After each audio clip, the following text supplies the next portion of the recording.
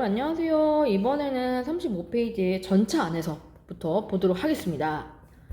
9번은 우선 제자리를 찾지 못한다.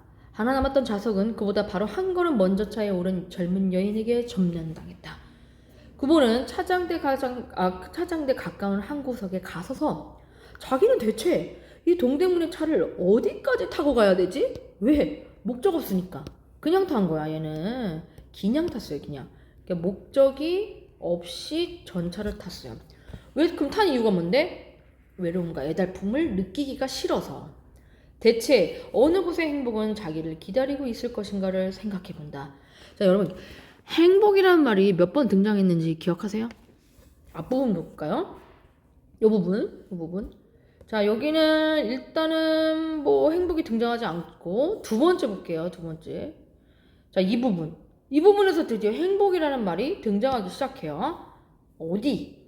여기 뭐 행복을 자랑하고 싶고, 그 다음에 행복을 찾을 거고, 그 다음에 여기 또 보면은 9번은 나는 어디서 행복을 찾을까 생각하고, 근데 9번은 찾을 수가 없고, 그들에게 행복은 알 수 없다. 계속 행복에 대해서 얘기하거든요. 근데 또 얘기하는 거야. 이렇게. 이 소설은 구보가 도대체 뭐 하는 것인가? 목적지 없이 경성의 거리를 배회하면서 공간적 이동이 나오지만 구보가 이렇게 움직이고 있죠. 움직이고 나왔지만 이 움직이면서 구보의 머릿속에 있는 건 바로 뭐다? 행복이에요. 행복에 대한 생각을 하고 있는 거야, 얘는. 왜? 본인이 행복하지 않으니까. 그럼 이 소설은 뭐다? 구보의 행복 찾기 과정이에요. 그럼 왜 구보는 행복하지 않을까? 이건 우리가 계속 생각해 봐야겠죠. 이거를 시대적 배경과 연관지어서 생각하면 어느 정도 답이 나올 거예요. 자, 근데 구보의 모습을 볼게요. 구보가 이 얘기를 해요.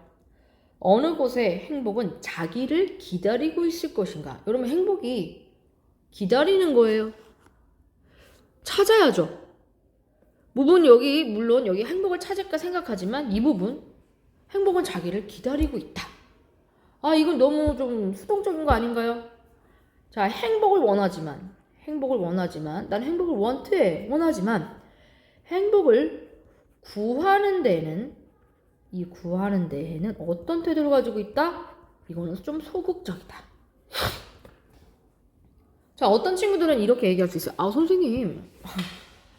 이거 이렇게 쓴 거 가지고 뭘 이렇게 소극적이라고 생각해? 라고 의문을 던질 수 있어요. 앞부분에서는 이렇게 행복을 찾으려고 했잖아. 이렇게.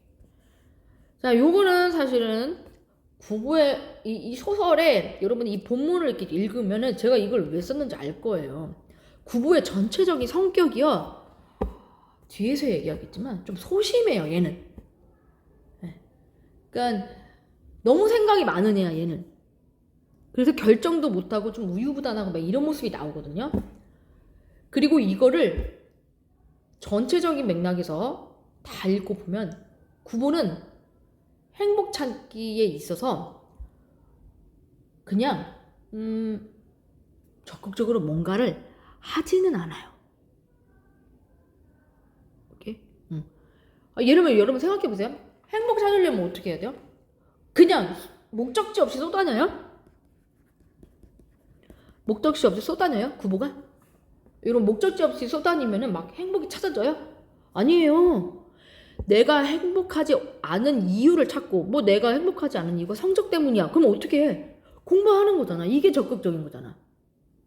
그럼 내가 행복하지 않는 이유가 결혼을 안 해서 그래. 그럼 어떻게 하면 돼? 결혼을 하기 위해서 소개팅 나가면 되는 게 행복을 찾는 적극적인 방법이야. 근데 구보는 그냥 거리만 쏘다니는 거 아니야, 이렇게.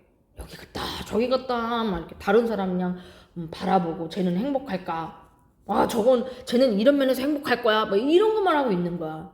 그래서 소극적이라는 말이 나왔다고 보시면 돼요. 자, 이 부분은 이제 이 기다리고 있는 이 표현, 이런 말을 한다는 거는 구보라는 사람은 어떤 사람이다? 소극적인 사람이다. 이렇게 보시면 됩니다. 자, 이제 넘기게요.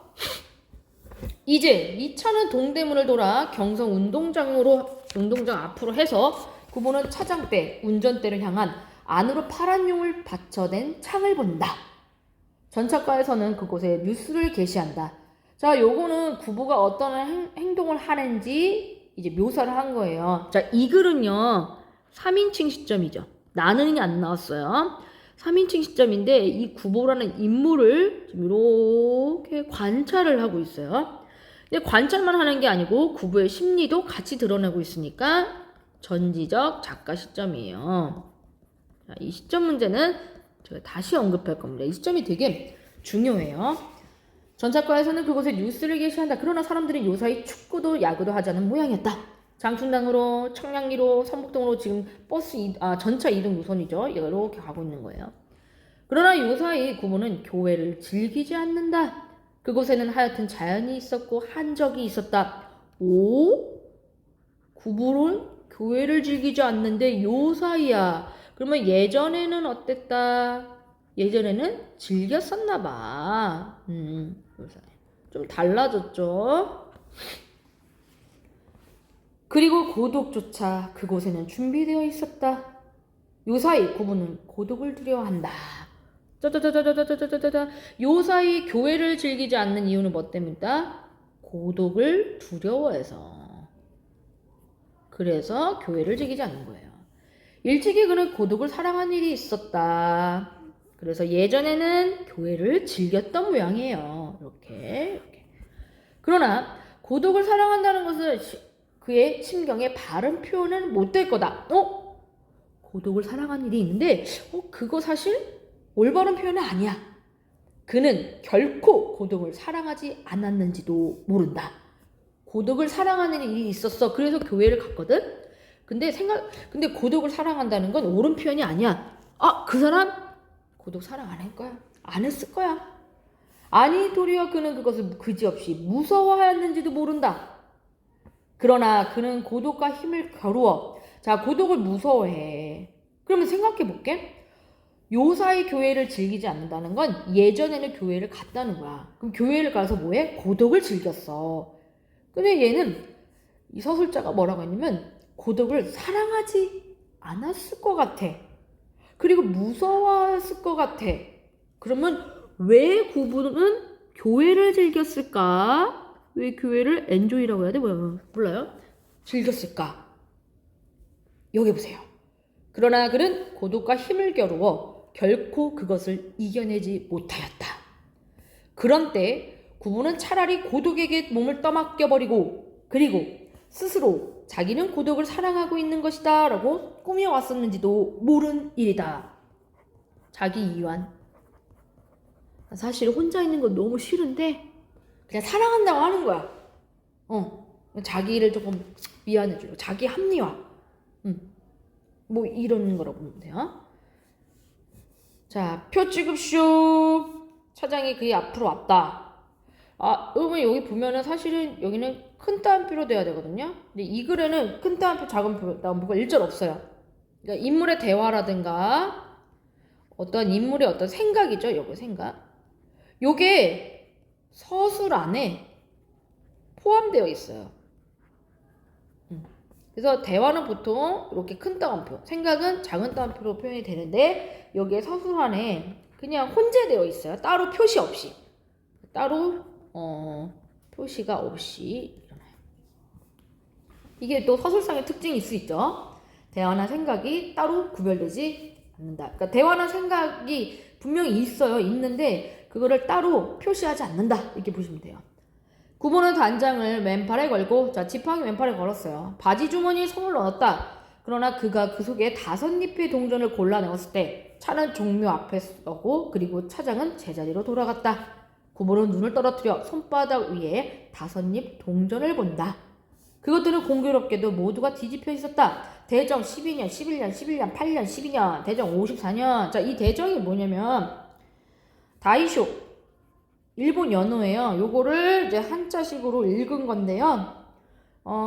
여기 8년 있죠. 요 8년이 우리가 좀 알기 쉽거든. 요게 1919년이 되는 거예요. 그냥 요걸 통해서 우리가 시대적 배경을 알 수 있다 라고 보시면 되고요. 선생님, 다이슈 시작이 언제부터인가요? 라는 거는 뭐 암기할 필요는 없는 것 같아요. 그냥 시대적 배경이 나와 있는 표현이다. 구보는 그 숫자에서 어떤 한 개의 의미를 찾아내려 들었다. 그러나 그것은 부질없는 일이었고, 그리고 또 서로 그것이 무슨 의미를 가지고 있는다 하더라도 그것은 적어도 행복은 아닐 것이다. 다시 또 행복 찾기. 구보의 이 행동마저도 행복 찾기와 연관되어 있어요. 자, 근데 사실 여기 보세요. 동전 봤잖아요. 동전 봤어요? 이거 동전 왜 봤어요? 돈 내라고 하니까 본 거예요? 그래서 갑자기 동물 보고서는 이걸 갖다 서술해.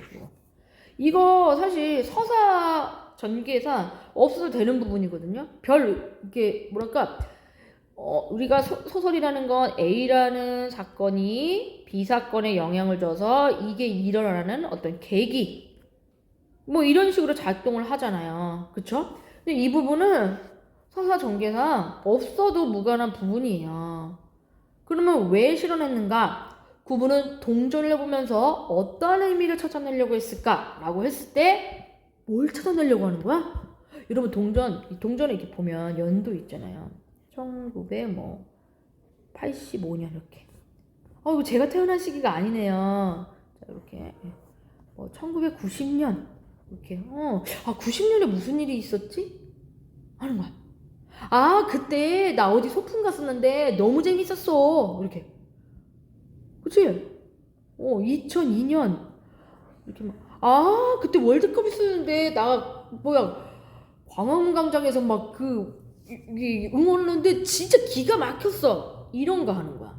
근데 이 숫자를 보고서도 의미가 없다는 건 기억이 없어. 즉, 추억이 없어, 얘는. 행복한 추억이 없었나 봐. 구보는 지금도 행복하지 않고 그래서 행복을 찾으러 다니는데 과거에도 행복하지 않았던 것 같아요. 자, 이 동전을 골라내도 이 동전으로부터 연상되는 생각들을요 그냥 쭉쭉쭉쭉쭉 서술어내고 있죠. 자, 우리는 이거를 뭐라고 하냐면요 의식의 흐름 기법이라고 얘기해요. 의식의 흐름 기법. 이 의식의 흐름은 서사 문학에서 중요한 건 갈등이에요. 갈등은 외부적인 거예요. A라는 인물과 B라는 인물이 어떻게 해야 돼요? 갈등을 일으키면서 사건이 시작되고 사건이 심화되고 갈등이 심화되고 이런 과정을 겪는단 말이에요. 근데 의식의 흐름에서 중요한 거는요. 생각이에요. 생각. 연상되는 생각. 그리고 내면. 요런 것들을요. 여러분 생각해보세요. 선생님 그러면 일반 소설에는 내면이 없어요? 그건 아니야. 거기에 내면은 사건 전개에 필요한 생각들을 담아낸 거고 굉장히 정돈되어 있는데 의식의 흐름 기법은요. 정돈이 안 돼 있어. 그냥 떠오르는 거 막 그냥 서술하는 거야. 정돈이 안 돼 있어. 이게 의식의 흐름 기법. 좀 다른 점이에요. 요거는요. 다시 할 거지만 의식의 흐름 기법은 전통적인 소설 기법과는 조금 달라요. 나중에 나온 거예요. 이제 계속 보겠습니다. 차장이 다시 그의 옆으로 왔다. 어디를 가십니까? 그분은 전차가 향해 가는 곳을 바라보며 문득 창경원에 가려도 갈까? 이 창덕궁이고요. 창덕궁. 나중에 시간 되면 창덕궁 가보세요. 그러나 그는 차장에게 아무런 사인도 하지 않았다. 왜? 갈 곳 없으니까. 목적지 없어. 갈 곳을 갖지 않는 사람이 왜 목적지 없어? 목적지. 한번 차에 몸을 의탁하였을 때 그는 어디서든 섣불리 내릴 수가 없다. 갈 곳을 갖지 않았다. 목적지가 없다. 차는 서고 또 움직였다. 구보는 창밖을 내다보며 문득 대학병원에도 들를 것을 그랬나 해본다. 연구실에서 벗은 정신병을 공부하고 있었다. 그를 찾아가 좀 다른 세상을 구경하는 것은 행복은 아니어도 어떻든 한계의 일일 수 있다. 구보가 머리를 돌렸을 때 그는 그곳에 지금 막 차에 오른 듯 싶어 한 여성을 보는데요. 그리고 놀랐어요. 자, 이 여성이 좀 특별한 역할을 할 것 같고, 잘 보세요. 나는 위에 부분은 그래도 구보가 행복했던 기억이 없다, 추억이 없다라는 거를 조금 표현해 줄 수 있을 것 같아. 근데 여기 밑에 봐라. 이 밑에 너무 심하지 않니? 이거 도대체 왜 써놓은 거야? 여기서 무슨 의미를 찾을 수 있지? 그치? 이건 뭐냐, 목적지 고민하다가 그냥 친구 떠오른 것 뿐이거든요. 연구실에서 일하는 거. 아, 물론 이건 있어. 행복은 아니야. 물론 행복과 연관되어 있어. 행복할 수 있는 방법, 어떤 지금 의미 찾기. 어떤 의미가 있고, 지금 뭐랄까, 나와서 목적지도 없고, 뭘 해야 될지도 모르는 애야, 얘는. 그래서 좀 더 다른 걸 한번 구경해볼까?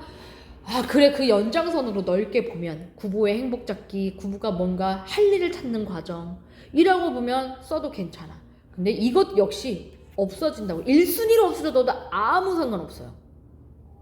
그쵸? 여기도 역시 의식의 흐름 기법이 너무 잘 나타나 있는 거예요. 자, 우리 그러면 제가 앞에서 했던 얘기 한번 볼게요. 구보는 목적지 없어요. 그리고 어때의 한계 일을 딱 지금 할 일도 없어요. 구보 도대체 왜 이럴까? 과거에도 행복했던 적이 없어요. 그렇죠? 그러면 구보가 26이잖아요. 26. 그러면 이게 1930년대거든요. 이게 30년대? 1930년대인데 26 대각 빼볼까요? 그냥 30년이라고 해보고. 그럼 몇 년이에요? 1904년에 태어난 애예요. 1904년. 그러니까 이게 정확한 연도는 1930년이 아니에요. 근데 이제 대강 따져보자는 거예요. 대강 재미로. 자, 돌은 몇 대였고, 자, 이렇게. 자, 그러면 1910년 무슨 일? 경술국치. 일본이 우리나라 삼킨 날. 몇 살이야? 7살. 유년기. 이렇게? 야, 이거는 왜 행복하지 않을까? 어떤 시대? 일제치하. 일제치하에 행복하지 않아. 그리고 지금 동경 유학 갔다 왔잖아요. 지식인이거든요. 그럼 지식인이 어떤 역할을 해야 돼? 사회에서 중요한 역할을 해야 돼. 사회개혁. 사회에서 뭔가 잘못된 일이 있으면 그거에 목소리를 높일 수 있는 게 진정한 지식인. 그치? 그게 지식인의 역할이고 책무예요. 올바른 목소리를 내는 거. 그리고 현실을 더 인간답게, 더 사람들이 행복하게 살기 위해 개선하는 게 지식인의 역할. 그 목소리를 내는 게. 근데 낼 수 있다 없다? 못 내. 왜? 일제치하니까. 여기서 느끼는 구보의 마음은 뭐였을까요? 할 수 있는 게 아무것도 없어. 무기력함. 그렇잖아. 뭘 할 수 있겠어. 그치? 그래서 요 부분, 갈 곳을 갖지 않는다, 요거는 무기력한 모습인데, 어떤 거? 지식인.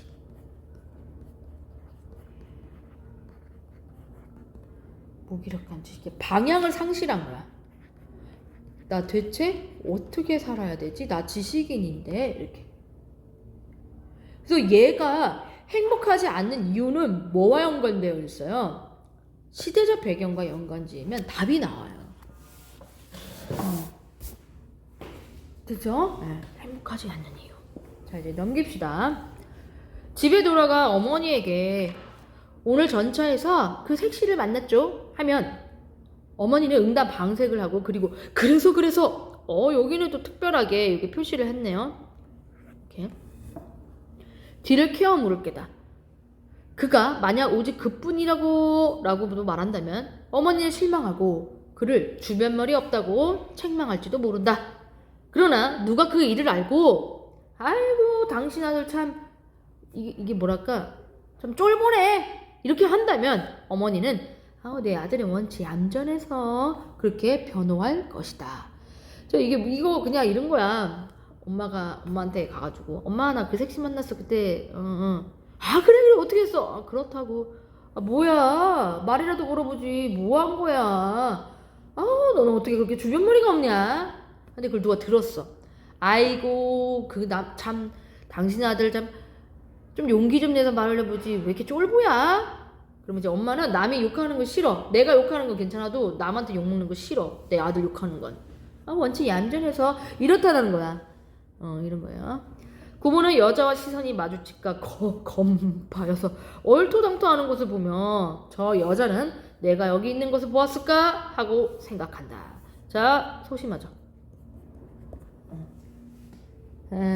자, 이제 이 여자가 뭔가 특별한 것 같아요. 자, 여기까지.